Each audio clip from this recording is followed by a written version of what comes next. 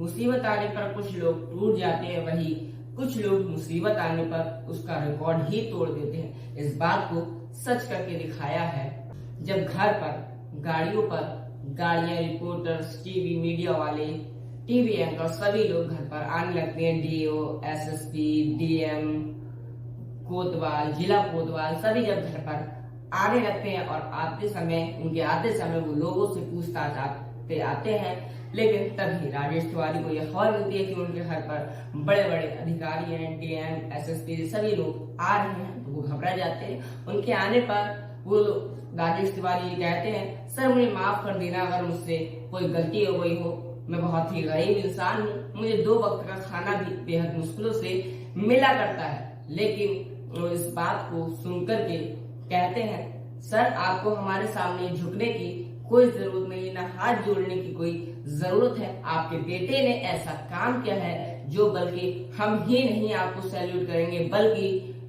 दुनिया भर में आपका बेटा जहां जहां जाएगा वो आपके बेटे की कहानी सुनकर के हर कोई उसको सैल्यूट करेगा। जी हाँ दोस्तों, आपकी कहानी भी कुछ इसी तरीके की है।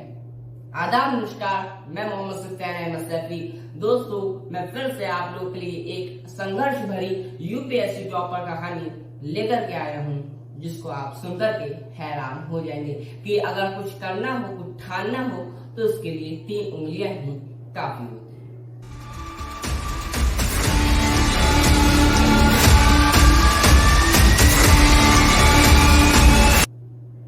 नमस्कार दोस्तों, मैं आपके लिए ये स्टोरी लेकर के आया हूँ।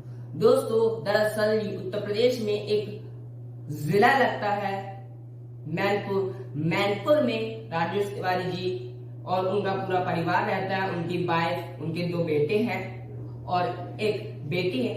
ये सभी 5 लोगों का एक छोटा सा परिवार है।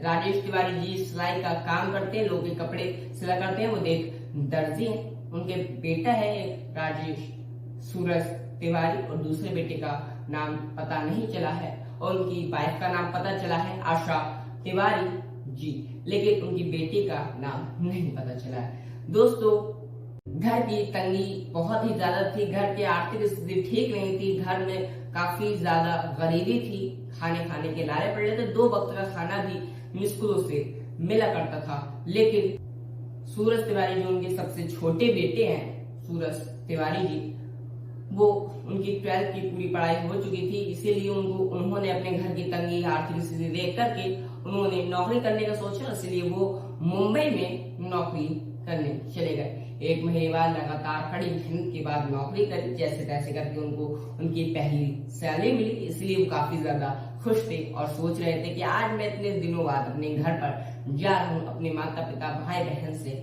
मिलूंगा। मिठाइयाँ लेकर के, दीपावली भी थी, मिठाइयाँ वगैरह सौदा वगैरह सामान लेके घर जा ही रहे थे। अब वो बैठते हैं मुंबई से मैनपुर जाने वाली ट्रेन में। अब उस ट्रेन में जब बैठते हैं तो आधे सफर होने के बाद उनको एक व्यक्ति धक्का मार लेता है, जिसकी वजह से वो ट्रेन की नीचे गिर जाते हैं और ट्रेन आगे बढ़ जाती है। तब वो बेहोश हो जाते हैं। तब उनकी आंख खुलती है एक सफेद कमरे में, जिसकी दीवारें भी सफेद थी।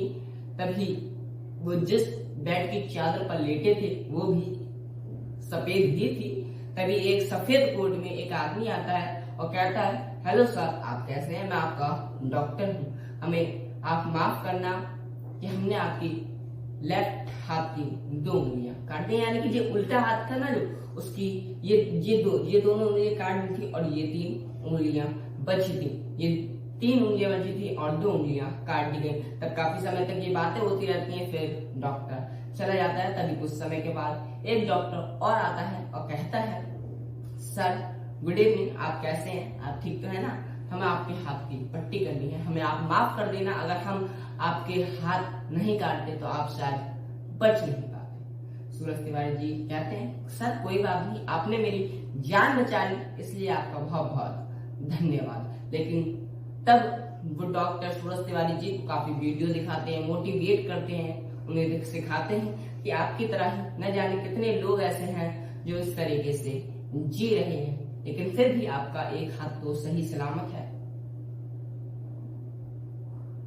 फिर भी आपका एक हाथ तो सही सलामत है, आप ठीक हैं? तब कहते हैं सर मैं ठीक है, मैं खुश हूँ, मैं अपनी जिंदगी इसी में बीता लूंगा। लेकिन तभी वो डॉक्टर पट्टी करके चला जाता है। फिर कुछ समय के बाद 2 डॉक्टर आते हैं और कहते हैं हेलो सर, आप तो ठीक है ना, हम आपके डॉक्टर हैं, हम आपके पैरों की पट्टी करना चाहते हैं, आपकी पैरों को हम पट्टी कर सकते हैं। लेकिन सूरज तिवारी जी कहते हैं पैरों की पट्टी क्यों करनी? तो डॉक्टर कहते हैं सर आप हमें माफ करना, हमने आपके दोनों पैर काट दिए हैं, अगर हम आपके पैर नहीं काटते तो आपकी इसमें जान भी जा सकती थी। क्योंकि आपको याद तो होगा कि आपके साथ एक हादसा हुआ था। सूरज तिवारी जी कहते हैं हाँ सर, मुझे मालूम है कि मेरा एक हादसा हुआ था, मैं ट्रेन से नीचे गिर गया था। तो डॉक्टर कहता है कि हाँ सर, आपके उसी हादसे की वजह से आपका एक हाथ की दोनों उंगलियां और दोनों पैर आपके काटने पड़े। तो सूरज तिवारी जी काफी रोते हैं और डॉक्टर पट्टी करके चला जाता है। पर डॉक्टर भी उन्हें काफी ज्यादा मोटिवेट करते हैं, कहते हैं सर आप ठीक हैं, आप जैसे न जाने इस दुनिया में कितने तमाम लोग हैं जो ऐसे ही बिताते हैं अपने दिन, इतना संघर्ष करते हैं। लेकिन सूरज तिवारी जी काफी ज्यादा रोते हैं, कुछ उन्हें रिलैक्स फील होता है, कुछ मोटिवेट होते हैं। तो कुछ दिनों बाद उनकी छुट्टी हो जाती है, वो अपने घर पर आ जाते हैं। फिर ट्रीटमेंट के लिए वो वही दिल्ली के उस अस्पताल में आते जाते रहते हैं। लेकिन तभी उनको एक दिन इतना हंसता खेलता देखता हुआ एक प्रकाश नाम का लड़का देख लेता है और कहता है इस व्यक्ति के एक हाथ की 2 उंगलियां नहीं है, एक हाथ नहीं है और दोनों पैर नहीं है, तब भी ये व्यक्ति इतना ज्यादा खुश है, बात क्या है? तब सूरज तिवारी जी से एक दिन ये सोच में पड़ जाता है वो प्रकाश नाम का लड़का। लेकिन तभी सूरज तिवारी जी भी उसको कुछ दिनों से नोट कर रहे थे, उस लड़के को लाइब्रेरी से आता जाता देख। लेकिन सूरज तिवारी जी एक दिन उससे पूछ ही लेते हैं कि भैया तुम यहाँ पर आते जाते, मैं तुम्हें काफी समय से देख रहा हूँ, तुम यहाँ करते क्या हो? तो सूरज तिवारी जी कहते हैं, तब वो प्रकाश नाम का लड़का कहता है कि सर मैं यहाँ पर पढ़ाई करने के लिए आता हूँ। तो सूरज तिवारी जी कहते हैं तुम यहाँ किस चीज की पढ़ाई कर रहे हो? तब वो लड़का बताता है कि सर मैं यूपीएससी की तैयारी कर रहा हूँ। तब कहते हैं प्रकाश सूरज तिवारी जी कि यूपीएससी क्या है, इससे क्या होता है? तब प्रकाश नाम का लड़का बताता है सर यूपीएससी एक दुनिया की सबसे कठिन परीक्षा है जिससे डीएम एसएससी एसओ बना कर दे। तब सूरज तिवारी जी कहते हैं इसमें खर्चा क्या आता है और इसके लिए क्या करना होता है?